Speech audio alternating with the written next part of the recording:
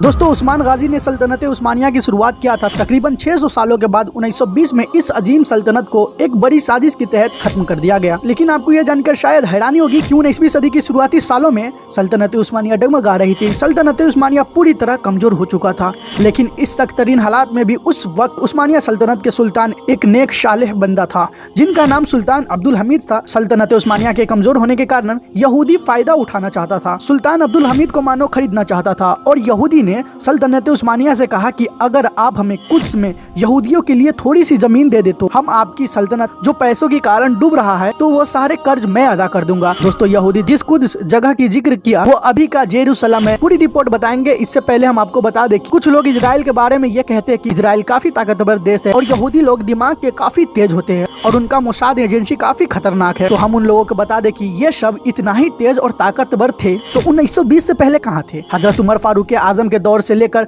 सुल्तान अब्दुल हमीद के दौर तक यानी तकरीबन 1000 से 1200 सालों तक कहाँ थे जब इस जमी पे खिलाफत कायम थी। तब जो लोग अमेरिका और इजराइल को ताकतवर समझते हैं तो उसे हम बता दें कि अभी भी एक छोटी सी ही खिलाफत कायम कर दो, फिर देखना कि ये सारे देश कितना ताकतवर है और कितना देर तक एक छोटी सी ही खिलाफत के सामने टिकता है। बहरहाल जब सुल्तान अब्दुल हमीद के सामने यहूदियों ने ये पेशकश रखी थी तो सुल्तान अब्दुल हमीद गुस्सा हो गए और जलाल में आ गए और यहूदियों से बोले कि कुद्स की जमीन का एक भी टुकड़ा भी नहीं दिया जाएगा क्योंकि ये सरजमीन हमारी नहीं हमारी कौम की है। हमारे लोगों ने अपनी कुर्बानियां देकर अपने खून से सींचा है। आपका इरादा एक नई रियासत कायम करना है तो सुल्तान अब्दुल हमीद गुस्से में आकर बोलते हैं जब तक हम जिंदा है ये रियासत कायम नहीं होने देंगे और गुस्से से बोले चलो जाओ।